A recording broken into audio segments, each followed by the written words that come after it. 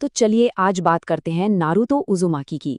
ये कहानी है एक ऐसे लड़के की जिसे उसके अपने ही गांव ने ठुकरा दिया था, लेकिन वो एक ऐसा हीरो बना जिसने पूरी शिनोबी दुनिया में शांति कायम की। ये कहानी है एक अटूट इरादे और कभी हार ना मानने वाले जज्बे की। नारुतो की कहानी की शुरुआत असल में उसके गहरे अकेलेपन से होती है। एक ऐसा लड़का जिसे उसके अपने ही गांव के लोग नकारते थे और जो हमेशा भीड़ में भी तन्हा रहता था।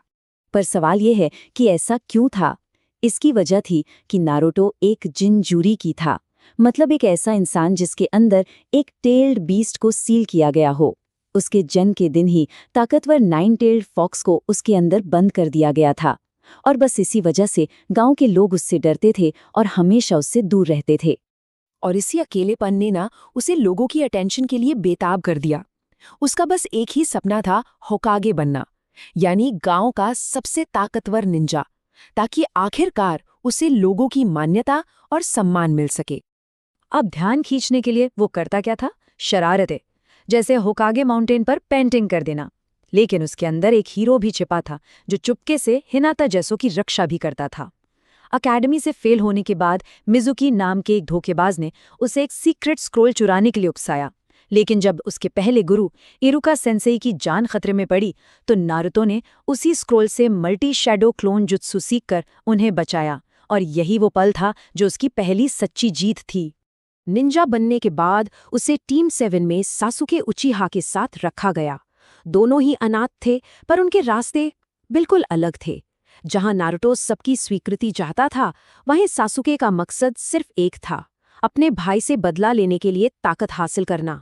और बस यहीं से उनकी ऐतिहासिक राइवलरी का जन्म हुआ। टीम 7 का बनना नारुतो के लिए एक बहुत बड़ा टर्निंग पॉइंट था। उनके शुरुआती मिशनों ने ही उसे दोस्ती, बलिदान और टीम वर्क का असली मतलब सिखाना शुरू कर दिया।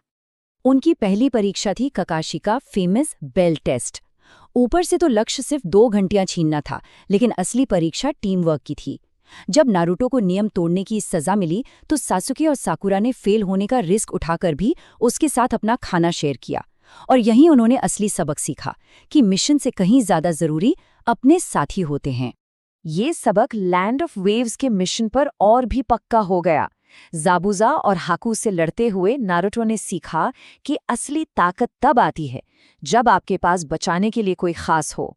और हाकू के ये शब्द जैसे उसकी पूरी जिंदगी का एक गाइड बन गए। लेकिन टीम 7 का ये जो बंधन बना था ना, वो टूटने वाला था। ताकत की तलाश सासुके को एक अंधेरे रास्ते पे ले गई, और यहीं से नारुतो का सबसे बड़ा संघर्ष शुरू हुआ, एक दोस्त को अंधेरे से वापस लाने की कोशिश। जब सासुके ने ओरुचिमारू से शक्ति पाने के लिए गांव छोड़ा तो उसने साकुरा का दिल तोड़ दिया। उसी पल नारुतो ने साकुरा से अपनी जिंदगी का शायद सबसे बड़ा वादा किया कि वो सासुके को वापस लाएगा, चाहे कुछ भी हो जाए।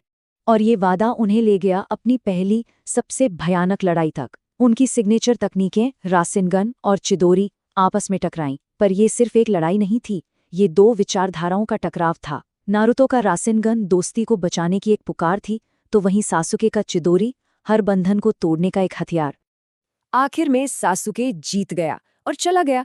मिशन फेल हो गया, लेकिन जाते जाते नारुतो ने सासुके के हेडबैंड पर एक खरोच छोड़ दी, जो इस बात का प्रतीक था कि उसकी नज़र में सासुके अभी भी कोनोहा का ही एक शिनोबी था।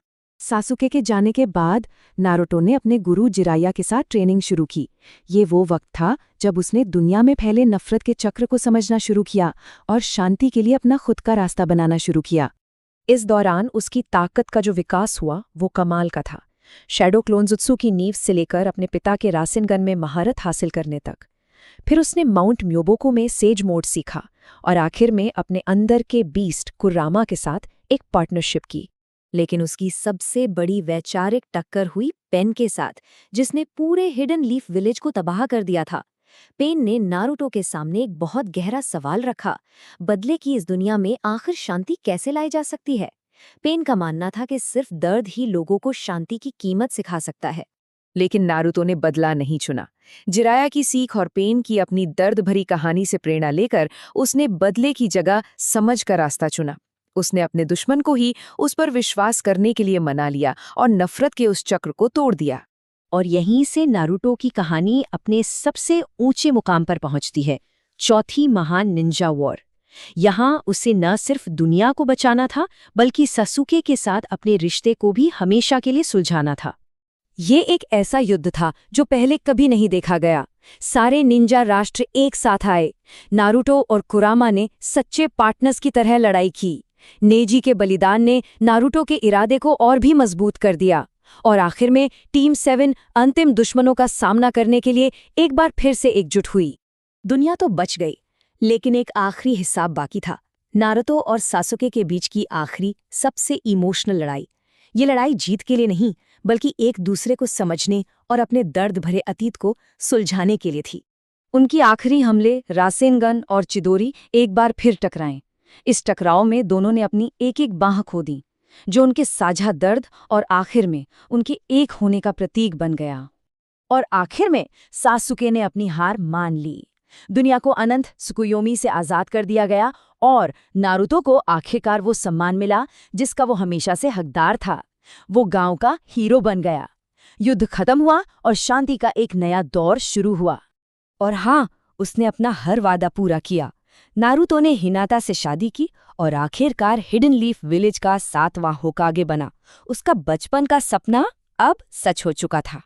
तो नारुतो की ये पूरी कहानी, ये महागाथा हमें एक बहुत गहरे सवाल के साथ छोड़ जाती है। क्या वाकई एक इंसान का अटूट विश्वास और कभी हार न मानने